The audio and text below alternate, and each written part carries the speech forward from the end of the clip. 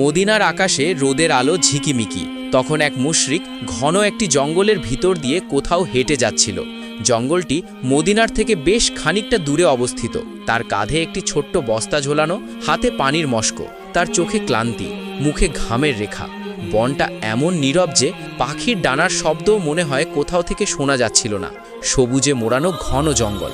আকাশে তখন দুপুরে সূর্য, কিন্তু বিশাল গাছপালার ঘন পাতার কারণে সূর্যের আলো মাটিতে পৌঁছাতে পারছে না। সে একাগ্রতার সাথে নিচের দিকে তাকিয়ে পথ চলছিল, কিন্তু হঠাৎ করে ঝোপের আড়াল থেকে নিজস্ব গর্জনের সাথে বেরিয়ে আসলো বিশাল বড় একটি সাপ। সাপটা এত বড় ও বিশাল আকৃতির ছিল যে মনে হচ্ছিল তাকে এক নিমিষেই সে গিলে ফেলতে পারে। একাকিত্ব অবস্থায় সাপটিকে দেখে ওই মুশরিক লোকটির ধরে আর প্রাণ রইল না। মনে হচ্ছিল তার দেহ থেকে প্রাণটি বের হয়ে যাচ্ছিল ভয়ের চোটে, কাপুমির তরে। সে সবেমাত্র পিছনে ফিরে দৌড় দিবে, তখনই সাপটি নুয়ে গেল এবং সেখান থেকে চলে যেতে শুরু করলো। লোকটি কিছুই বুঝতে পারল না, কিন্তু তারপরেও ভয়ের হাতছানি তার অন্তরে রয়ে গেল। সে নিজে নিজেই বলতে লাগলো, হয়তো সাপটি এখান দিয়েই যাচ্ছিল, আমি স্বয়ং তার পথের মাঝে চলে এসেছি। সাপটি চলে যাওয়ার পরে সে পুনরায় পথ চলতে শুরু করলো। তার শরীরটা তখনও কাঁপছে, গলা শুকিয়ে এসেছে, পানির পিপাসা পেয়েছে, কিন্তু আরও খানিকটা পথ যেতে হবে, যার কারণে সে তার মশকের পানি আর ধরল না। এরপরে যা ঘটল তা দেখার জন্য সে একটুও প্রস্তুত ছিল না। হঠাৎ করে ঝোপের আড়াল থেকে এক বিকট গর্জন ভেসে আসে, এক গর্জন যা তার বুকের ভেতরটা কাঁপিয়ে দেয়। সে থমকে দাঁড়ায়, গলা আরও শুকিয়ে আসে, চোখ বড় করে তাকাতে থাকে সামনের দিকে। হঠাৎ করে বিশাল একটি সিংহ তার সামনে এসে দাঁড়ায়। চোখ দুটো জ্বলজ্বল করছে, যেন আগুনের গোলা তার চোখে জ্বলছে। ঘন কেশ বাতাসে দুলছে, মুশরিকের পা কাঁপতে থাকে। সিংহটি ধীরে ধীরে তার দিকে এগিয়ে আসে। প্রতিটি পায়ের ধাপে মাটি কেঁপে ওঠে, তারপর আবার গর্জন, তাও এমন গর্জন যেন পুরো জঙ্গল কেঁপে উঠল। লোকটি আতঙ্কে চিৎকার দিয়ে দৌড় শুরু করে। তার পায়ের নিচে শুকনো পাতাগুলো চূর্ণ বিচূর্ণ হয়ে শব্দ করছে, গাছের ডালে পাখিরা উড়ে পালাচ্ছে। সে দৌড়াচ্ছে প্রাণ বাঁচানোর জন্য, আর পেছনে সেই সিংহের ভারী শ্বাস আর গর্জনের প্রতিধ্বনি বাজছে। অনেকটা দূর দৌড়ানোর পরে সে হাঁপাতে হাঁপাতে এক মুহূর্তের জন্য পিছনে তাকালো। সিংহটা দেখা যাচ্ছে না। সে গভীর শ্বাস নিতে থাকে, বুক ধড়ফড় করছে, ভয় মিশে আছে ক্লান্তির সঙ্গে। সে চারপাশ তাকিয়ে দেখে এখন বন কিছুটা ফাঁকা হয়ে এসেছে। গাছপালার ফাঁকে ফাঁকে সূর্যের আলো পড়ছে। মনে হচ্ছে হয়তো এখন বনের শেষ প্রান্তে এসে পড়েছে। সে ভাবতে থাকে এবং নিজের সাথেই কথা বলতে থাকে, হয়তো আমি বেঁচে গিয়েছি। মনে সাহস ফিরে আসে। এরপরে সে ধীরে ধীরে জঙ্গলের প্রান্তের দিকে এগোতে থাকে, কিন্তু ঠিক তখনই দূরে একটু সামনে এক অদ্ভুত বিষয় দেখতে পায়। এমন একটি দৃশ্য যা দেখার জন্য সে প্রস্তুত ছিল না। সে দেখতে পেল যে সিংহটি এতক্ষণ তাকে তাড়া করছে, সেই সিংহটি এখন থেমে আছে, কিন্তু তার অবস্থা একেবারেই ভিন্ন। সিংহটি নতজানু হয়ে আছে এবং তার মাথা নিচু অবস্থায় রয়েছে। তার কাছে যেতেই দেখা গেল সিংহটি একজন মানুষকে সেজদা করছে, এমন একজন মানুষ যে সাদা পাঞ্জাবি ও পাগড়ি পরিহিত, যেন সম্মান জানাচ্ছে। মুশরিকের দেহে কাঁটা দিয়ে উঠল, তার হৃদয় কাঁপতে লাগলো, গলা শুকিয়ে গেল।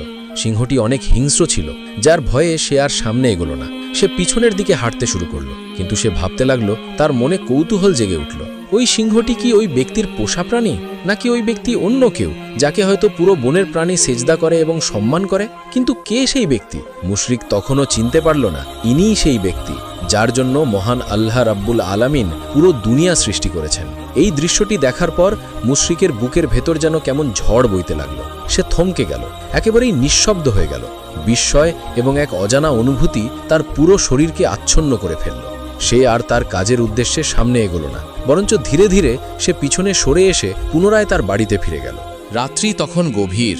প্রায় ঘরে প্রবেশ করে দেখতে পেল তার বড় ভাই চুলার পাশে বসে আছে এবং রাত্রের খাবারের ব্যবস্থা করছে ও রান্না করছে।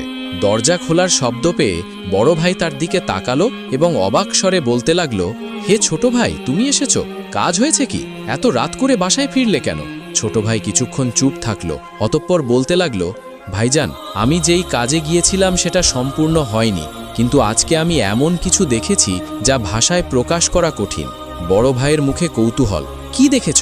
সে ধীরে ধীরে সব কিছু বলতে শুরু করলো। কেমন করে জঙ্গলে এক বিশাল সিংহ তার সামনে এসে দাঁড়িয়েছিল, কেমন করে সেই সিংহ তাকে তাড়া করেছিল, এবং তারপরে কেমন করে সেই সিংহ একজন মানুষের সামনে গিয়ে মাথা নিচু করে সেজদা করেছিল। বড় ভাই মনোযোগ দিয়ে সব শুনছে, মুখে বিস্ময়ের ছায়া। তারপরে সে জিজ্ঞাসা করল, সেই মানুষটা দেখতে কেমন ছিল? তার পোশাক, চেহারা কেমন? মুশরিক কিছুক্ষণ চোখ বন্ধ করে স্মৃতি ঘেঁটে বলতে লাগলো, আমি দূর থেকে দেখেছি। তার পরনে সাদা পোশাক, মাথায় কাপড়, চেহারা ছিল বেশ শান্ত ও গভীর, আর মনে হচ্ছিল তার চারপাশে যেন এক অদ্ভুত মর্যাদার আভা ছড়িয়েছিল, যেন পুরো জঙ্গল তার আদেশেই নীরব হয়ে আছে। এই বর্ণনা শুনে বড় ভাই কিছুক্ষণ নীরব রইল। তারপরে ধীরে ধীরে চিন্তার ছাপ ফুটে উঠল। তারপর নিচস্বরে বলতে লাগলো, এই রকম বর্ণনা এ তো ঠিক তেমনই যেমন শুনেছি এক ব্যক্তির ব্যাপারে। তার নাম মুহাম্মদ। সে মুহাম্মদ নামে পরিচিত, মদিনায় এসেছে মক্কা থেকে। আমি শুনেছি তার আশেপাশে এসব অদ্ভুত ঘটনা ঘটে থাকে। প্রাণীরা তার কথা বোঝে, গাছপালা তাকে সালাম জানায়। শুনেছি সে নতুন একটি ধর্মের ব্যাপারে সবাইকে আমন্ত্রণ করে এবং আহ্বান করে, যার কারণে মক্কা থেকে তাকে বের করে দেওয়া হয়েছে। মদিনায় এসেও সে একই কাজ করে। অনেকেই তার কথা বিশ্বাস করে, আবার যারা অবিশ্বাস করে তারা তাকে অনেক ঘৃণাও করে। এভাবেই বেশ কিছুক্ষণ কথাবার্তা বলে তারা রাতের খাবার খেয়ে রাত্রে ঘুমিয়ে পড়ে। পরের দিন সকালবেলায় সূর্য ওঠার সঙ্গে সঙ্গে মুশরিক এবং তার বড় ভাই দুজনে মিলেই বাজারে যাওয়ার উদ্দেশ্যে বাড়ি থেকে বেরোলেন। তারা নগদ কাজকর্মের ব্যস্ততায় মন দিলেও শহরের পথে হাঁটতে হাঁটতে পাশের গলি দিয়ে কয়েকজন পুরনো পরিচিত মুখ তাদের সামনেই চলে আসে। তারা ছিল তাদের বন্ধুবান্ধব। কিছু বন্ধু যারা একই অভাব লোভে বাঁধা ছিল, যারা গোপনে লুটতরাজ করত, পথচারী বণিকদের থেকে মালপত্র ছিনিয়ে নিত। সময়টি তখন প্রথম প্রহর। বাষ্পের ধোঁয়া মাটির কাছাকাছি ভাসছিল। তারা একসঙ্গে দাঁড়িয়ে আদুরে বসে একটি কথা শুরু করল। হেই, তোমরা শুনেছ? বর্তমানে বাণিজ্যের মরশুম শুরু হয়ে গিয়েছে। মক্কার পথে মদিনার মধ্য দিয়ে বহু বণিক যাচ্ছেন। আমাদের জন্য এটা সুবর্ণ সুযোগ। কথাগুলো যদিও সহজ ছিল, কিন্তু তাদের মুখে লোভের আভা ছিল। বৃহত্তর আলোচনা চলে দীর্ঘক্ষণ। রাস্তায় দাঁড়িয়ে থেকে তারা পরিকল্পনা করে কোথায় লুকিয়ে বসবে, কখন অ্যাসল্ট করা হবে, কে সামনের দিকে যাবে, কে পশুপালন সামলাবে। আলোচনা শেষ করে মুশরিক ব্যক্তি এবং তার বড় ভাই মিলে পুনরায় আবার বাজানের উদ্দেশ্যে রওনা হলো। কিছুটা দূর যাওয়ার পরে সে মুশরিক ব্যক্তি তার বড় ভাইকে ডেকে বলতে লাগলো, হে আমার বড় ভাই, একটা কথা ছিল, যদি আপনি কিছু মনে না করেন। তখন বড় ভাই অভয় দিয়ে বলতে লাগলো, আচ্ছা ঠিক আছে, বলো। তখন ছোট ভাই ভীত কণ্ঠে বলতে লাগলো, হে আমার বড় ভাই, আমরা যেই কাজ করছি, অর্থাৎ মানুষের হক মেরে চলছি, এভাবেই কি জীবনযাপন করা উচিত? মানুষের হক তো অবশ্যই প্রয়োজন। আমার মনে হয় এই কাজটি আমাদের কখনোই উচিত নয়। কথাগুলো শুনে বড় ভাই একটু ঝাড়ি দিয়ে বলতে লাগলো, বেশি কথা বলো না। আমার সাথে চলতে হলে অবশ্যই আমি যা বলি তা মানতে হবে, নচেত তুমি তোমার মতো চলো। আমার সাথে তোমার থাকার প্রয়োজন নেই। এই কথা বলা মাত্রই উদ্দেশ্য পানে হাঁটতে লাগলো। ছোট ভাইয়ের কি বা করার থাকবে? বড় ভাইয়ের কাছে থাকে তার কথা মতোই তো চলতে হবে। তারপরে সেও বড় ভাইকে ডেকে তার দিকেই চলতে লাগলো। কয়েকদিনের মধ্যে পরিকল্পনা বাস্তবে রূপ নিল। মরুভূমির এক নির্জন পথে একটি সিরিয়া থেকে আসা বণিক দল ধীরে ধীরে এগোচ্ছে। উটের শৃঙ্খলে ঝকঝকে মালপত্র, বস্তা, হালকা কথায় বলতে গেলে বাহন ভরা জিনিসপত্র। তাদের চোখে ঝিলিমিলি, পথ দীর্ঘ, সাথে মিশে আছে ক্লান্তির ছোঁয়া। লুটতরাজ বাহিনী রাতের ছায়ার মতো ঘনিয়ে পড়ে। তারা মক্কায় না থাকুক, তবুও তাদের সম্পর্ক মক্কাবাসীদের সঙ্গে পরিপূর্ণ। তাদের পূর্বপুরুষদের দেউলিয়ার স্মৃতি রয়েছে তাদের কাছে, তাই তারা জানে কবে এবং কোথায় আক্রমণ করলে লাভ হবে। অবশেষে যখন বণিকদের নিকটবর্তী স্থানে চলে আসে, তখনই পরিকল্পনা মতে কাজ শুরু করে। প্রহরী নির্জনতা কাটার আগেই তারা আক্রমণ করে। প্রথমে তারা তাদের চারপাশে কয়েকটি বাজি ফোটায়, যার কারণে চারপাশ ধোঁয়ায় আচ্ছন্ন হয়ে যায়। শুরু হয়ে যায় চিৎকার চেঁচামেচি। তারপরে উটগুলোর নাছোড়বান্দা ও মানুষের দৌড়ঝাঁপ। লুটতরাজ বাহিনী একসাথেই ঝাঁপিয়ে পড়ে। ধোঁয়ার আচ্ছন্নতা কাটার পূর্বেই সকলকে রশি দিয়ে বেঁধে ফেলে। লুটতরাজ বাহিনী নির্দয় ছিল না, তাদেরকে প্রাণে মারল না। সকলকে বেঁধে তাদের মালপত্র, উট, ঘোড়া এবং সাবারিগুলো তারা ছিনিয়ে নিল। তাদের উদ্দেশ্য ছিল ব্যবসায়ীদের উপর থেকে লুট করে মালপত্র এবং উট সমেত সবকিছু নিয়ে যাওয়া। লুণ্ঠন করা জিনিসপত্রগুলো নিয়ে তারা গহীন একটি জঙ্গলে চলে যায় এবং সেখানে গিয়ে সেই জিনিসপত্র নিজেদের মধ্যে বন্টন করে যার যার বাড়ির দিকে রওনা হয়। এভাবেই লুটপাট, চুরিচামারি করেই তাদের দিন চলতে থাকে। এর পরের ঘটনাটি তাদের জীবন বদলে দেয়। মদিনার আনাগোনা ধীরে ধীরে নিম্নস্বরে ক্লান্তি নামিয়ে আনে। মরুভূমির বুকে একটি নতুন রূপে বাণিজ্য কাফেলা রওনা হয়। তাদের ভিতরে সকলেই মুসলিম, সবাই মদিনা থেকে এসেছে। উটের শৃঙ্খল, বস্তা পুটলি ফোটা শব্দ, ক্লান্ত পদক্ষেপ সবকিছুই মিলিয়ে চলছে। তাদের উদ্দেশ্য ইয়েমেন পর্যন্ত পণ্য পৌঁছে দিয়ে ব্যবসায় সফল হওয়া। পথ দীর্ঘ, সূর্যের কামড় আছে, তবুও তাদের অন্তরে প্রবল আস্থা। কাজ শেষ করে পুনরায় আবার ফিরে আসার পরিকল্পনা। রাস্তাটা মক্কার পার্শ্ব দিয়েই গিয়েছে। ওই রাস্তায় ছিল সবচাইতে স্বল্পমেয়াদী এবং দ্রুততম। অনেকেই জানতো যে মক্কার কাছাকাছি অঞ্চলগুলো কখনো কখনো অনিশ্চিত, তবুও পথটা ছিল ব্যবসায়ী মানুষের জন্য পরিচিত ও ব্যবহৃত। কাফেলার মধ্যে কোনো বিশেষ সশস্ত্র প্রহরী ছিল না। কিন্তু আত্মরক্ষার জন্য সামান্য কিছু হালকা পাতলা চামড়ার ঢাল এবং সংক্ষিপ্ত তলোয়ার ও হালকা পাতলা অস্ত্র ছিল। তাদের অজান্তেই মরুভূমির দূরদৃষ্টি ক্ষেত্রে লুকিয়েছিল লুটতরাজ বাহিনী, নীরব ছায়ার মতো অপেক্ষা করে, কাঁধে কুয়াশার মতো লোভ। তারা আগে থেকেই পরিকল্পনা করেছিল, তবে কোথায় কিভাবে আক্রমণ করবে সেটা তাদের জানা ছিল না। সকাল পাকতেই কাফেলা পৌঁছালো মরুভূমির সেই সংকীর্ণ গলিতে। বালুর ঢেউ, গর্ত আর মাথার ওপর জ্বলন্ত সূর্য। তখনই হঠাৎ করেই বালুর আড়াল থেকে সবাই পরিকল্পিত ঝাঁপ। লুটতরাজকারীরা উটের সামনে এসে চেঁচিয়ে উঠল, বাজি দিয়ে বণিকদের ওপর আগুন ছুড়ল। কাফেলার লোকেরা একেবারেই আশ্চর্য ও হতভম্ব। কিন্তু আজকের কাফেলা আলাদা, হাত পায়ে কোনো দিকে কম নয়। এরা অত্যন্ত সাহসী। লুটতরাজকারীদের চমকে দেওয়ার পরিকল্পনা কাজে দিল না। মুহূর্তকালের মধ্যে কাফেলার কয়েকজন সদস্য তলোয়ার হাতে নিয়ে দাঁড়ালো। তারা কেবল পণ্যই রক্ষা করছে না, তাদের সম্মানও তাদের একান্ত উদ্দেশ্য। একজন পুরনো প্রহরী হঠাৎ করে মুখ খুলল, আল্লাহু আকবার। এভাবেই সকলে একসাথে গর্জে উঠল আল্লাহু আকবারের ধ্বনিতে। তারা সকলেই ঝাঁপিয়ে পড়ল সেই লুটতরাজকারী বাহিনীদের উপরে। তখনই সেই বণিক কাফেলাদের মধ্যে থেকে একজন পিছন দিকে দৌড় দিল মদিনার উদ্দেশ্যে, দৌড়িয়ে সকলকে খবর দেওয়ার জন্য। অন্যদিকে মুসলিম কাফেলা অস্ত্র স্বল্পতার কারণে তারা কুপকাত হয়ে যায় এবং সেই লুটতরাজকারী বাহিনীরা তাদেরকে আটকে ফেলে এবং বেঁধে ফেলে। তখন সেই লুটতরাজকারীদের শীর্ষ সর্দার বলতে লাগলো, আমি চেয়েছিলাম তাদের প্রাণ বকশিশ করে দিতে, তবে দেখা যাচ্ছে এরা নিজেদের ইচ্ছায় তাদের মাল দিবে না। আর সবচাইতে বড় কথা হলো, এরা মুসলমান। এদেরকে এভাবে রেখে দিলে তারা ফিরে এসে প্রতিশোধ নিবে। এরা মুসলমান, এরা কখনোই অন্যায়কে প্রশ্রয় দেয় না। তখনই সেই কাফেলার মধ্যে থেকে একজন বলে উঠল, হে জালিম সর্দার, তুমি একদমই ঠিক বলেছ। আমাদের সকলকেই তোমরা মেরে ফেলো, অন্যথায় আমাদের মধ্যে থেকে কমপক্ষে যদি একজনকেও বাঁচিয়ে রাখো, তাহলেও তোমরা শান্তিতে জীবনযাপন করতে পারবে না। আর কখনো এমনটি মনে করবে না যে আমরা তোমাদের চিনতে পারিনি। তোমরা তো বনু গিফার থেকে এসেছ, তাই না? তার কথা শুনে সর্দার হতভম্ব হয়ে যায়। সে কিভাবে বুঝতে পারল তারা বনু গিফার থেকে এসেছে? এরপরে রাগে অগ্নিশর্মা হয়ে দলসঙ্গীদেরকে আদেশ করল, এর মধ্য থেকে একজনও যেন জীবন্ত না ফিরে যায়। সকলের ধর থেকে তার মাথা পৃথক করে ফেলো। অন্যদিকে যেই ব্যক্তি কাফেলার পিছন থেকে সাহায্যের জন্য দৌড়ে পালিয়ে গিয়েছিল, ঝোপের আড়াল থেকে সে সব কিছুই শুনতে পায়। সে এক দৌড়ে মদিনার উদ্দেশ্যে রওনা হয়। সে জানতে পারে তারা গিফারি গোত্রের লোক এবং মুসলিম হওয়ার কারণে তাদের উপরে বেশি অত্যাচার করেছে, এমনকি তাদেরকে মেরে ফেলারও হুমকি দিচ্ছে। মদিনায় এসে সে চিৎকার করতে থাকে এবং কান্নার স্বরে আর্তনাদ করতে থাকে এবং বলতে থাকে, হে মদিনাবাসী, তোমরা কে কোথায় আছো? আমাদেরকে সাহায্য করো। মক্কার বনু গিফারির কিছু লুটতরাজ বাহিনী আমাদেরকে লুণ্ঠিত করেছে এবং মুসলমান হওয়ার কারণে আমাদেরকে মেরে ফেলারও হুমকি দিয়েছে। না জানি হয়তো আমার সঙ্গীদেরকে তারা মেরেও ফেলেছে। কে কোথায় আছো? দয়া করে আমার সঙ্গে চলো, আমাকে সাহায্য করো। সঙ্গে সঙ্গে সেখানের কিছু লোক একত্রিত হয়ে যায় এবং তাদেরকে সাহায্য করার জন্য যার হাতে যা রয়েছে তা নিয়েই সেই পটভূমির উদ্দেশ্যে রওনা হয়। অন্যদিকে লুটতরাজ বাহিনীরা কাফেলার যত ব্যক্তিবর্গ ছিল সেখানে সকলকেই বেঁধে মেরে ফেলে এবং ধর থেকে তাদের মাথা আলাদা করে ফেলে। সমস্ত জিনিসপত্র নিয়ে তারা পালিয়ে যায়। ব্যবসায়িক আসবাবপত্র, ঘোড়া, উটসমূহ সব কিছু নিয়েই তারা সেখান থেকে চলে যায়। শুধু পড়ে রয়েছিল রক্তাক্ত শহীদদের লাশসমূহ।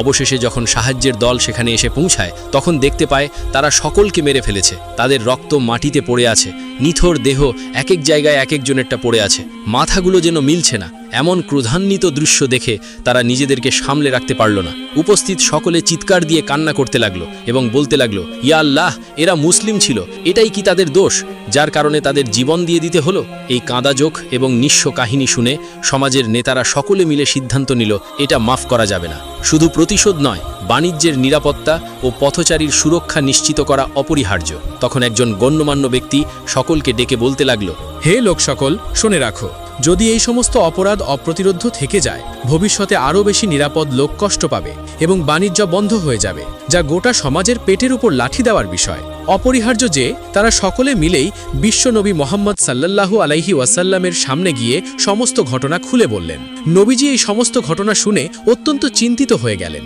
তিনি জানতেন বিচারকরণ, প্রতিকার এবং সমাজের নিরাপত্তা বজায় রাখা সবকিছুই তাঁরই দায়িত্বে। প্রথমেই তিনি দুজনকে নিয়োগ করলেন, দুজন বিশ্বস্ত ও পর্যাপ্ত সম্মানিত ব্যক্তিকে। একজন মদিনার সম্মানিত ব্যক্তি এবং আরেকজন ওই ব্যক্তি যে সেই কাফেলার পিছন থেকে পালিয়ে এসেছিল।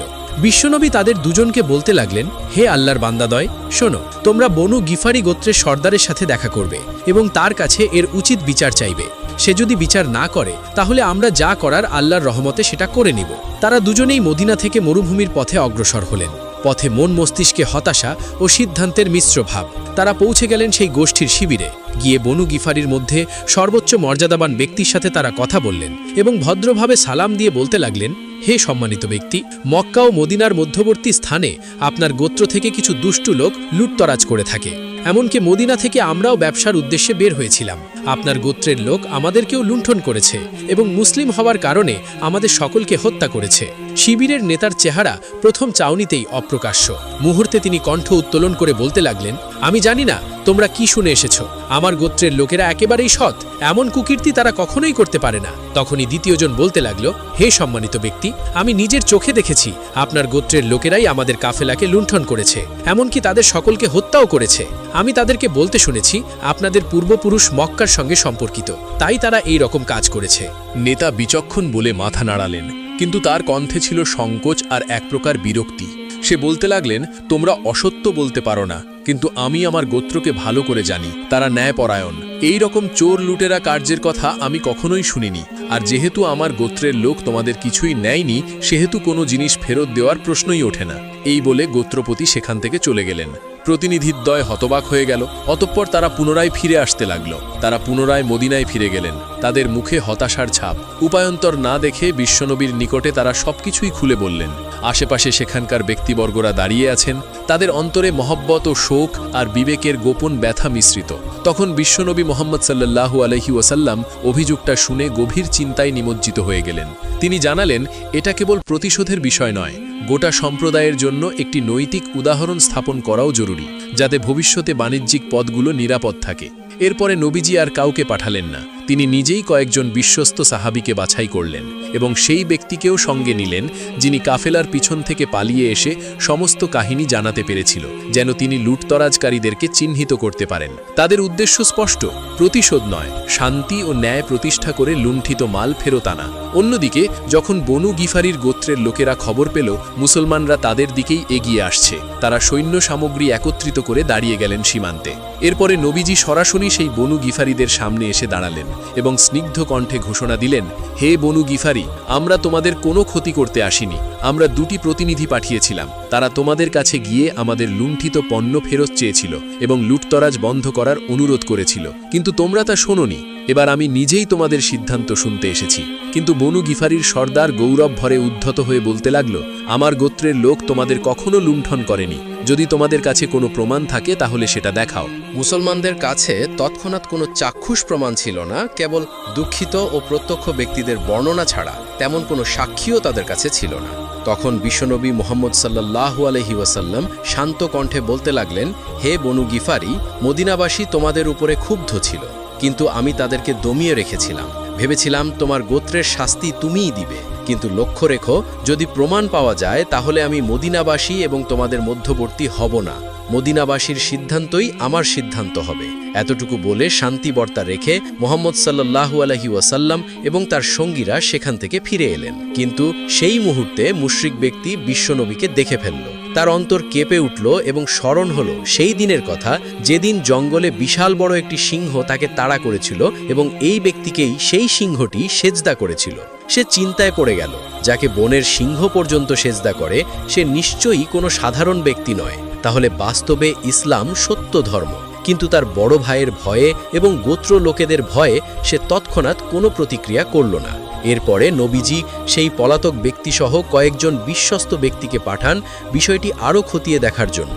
তারা গিয়ে বনু গিফারি লোকেদের মধ্যে সেই লুণ্ঠনকারীদেরকে খুঁজে পায় এবং জঙ্গলে একটি গুপ্ত বাড়িতে সেই লুণ্ঠিত জিনিসপত্রের সন্ধানও তারা নিয়ে আসে। এরপরে বিষয়টি যখন নবীজিকে জানানো হলো, তিনি আর কিছু বললেন না। তার প্রতিশ্রুতি অনুযায়ী মদিনাবাসীদেরকে বলতে লাগলেন, হে মদিনাবাসী, এবার আমি তোমাদেরকে আর থামাবো না। ইসলাম ধর্ম এবং রাষ্ট্রীয়ভাবে তারা অনেক ক্ষতিকর, তাদের বিরুদ্ধে খণ্ড যুদ্ধ করা হোক। এরপর মদিনার যোদ্ধারা প্রস্তুত হলো। ছোট কিন্তু দৃঢ় এক খণ্ড যুদ্ধ শুরু হয় বনু গিফারির এলাকায়। দুই দলের সংঘর্ষে চার পাশ কেঁপে ওঠে। যুদ্ধের ভিতরেই এক মুসলমান এক মুশরিকের মুখোমুখি হয়। অনিচ্ছাকৃতভাবে হলেও সেই মুশরিক ব্যক্তি বনু গিফারিদের পক্ষ থেকে সেই রণক্ষেত্রে এসেছিল এবং যুদ্ধে অংশগ্রহণ করেছিল। হঠাৎ যখন মনে হলো সে সত্যের বিরুদ্ধে লড়াই করছে, বিষয়টি তাকে একদম কুপকাত করে ফেলে।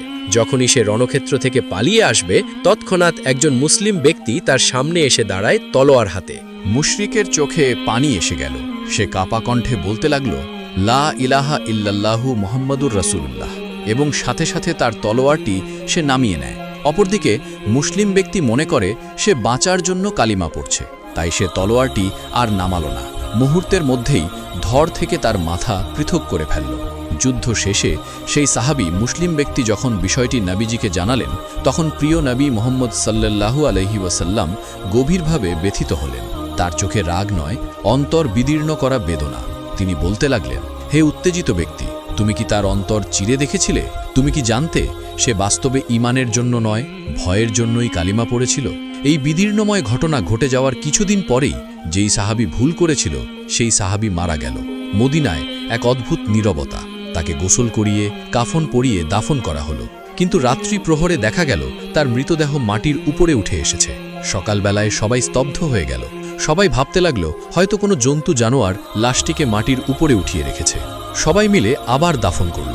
রাতের বেলায় আগের মতোই লাশটি আবারও উঠে আসলো। পরের দিন তাকে আবারও দাফন করা হলো। এভাবেই 3 বার একই রকম ঘটনা ঘটল। অবশেষে তার পরিবার নবীজির দরবারে এসে বিষয়টি খুলে বলল, ইয়া রাসূলুল্লাহ, তার মৃতদেহ মাটিতে গ্রহণ করছে না। নবীজির চোখে পানি চলে আসলো। তিনি শান্ত কণ্ঠে বলতে লাগলেন, মাটি তাকে কবুল করতে অস্বীকার করছে। এর কারণ হলো সে ওই মানুষটিকে হত্যা করেছিল যে শেষ নিঃশ্বাসে ঈমান গ্রহণ করেছিল। তখন তিনি নির্দেশ দিলেন, তোমরা তাকে অমুক উপত্যকায় গিয়ে দাফন করে আসো, ওইখানের মাটি তাকে কবুল করবে। সাহাবীগণ নবীজির নির্দেশ মতে তাই করলেন, আর সত্যি এবার মাটি নরমভাবে তাকে কবুল করল।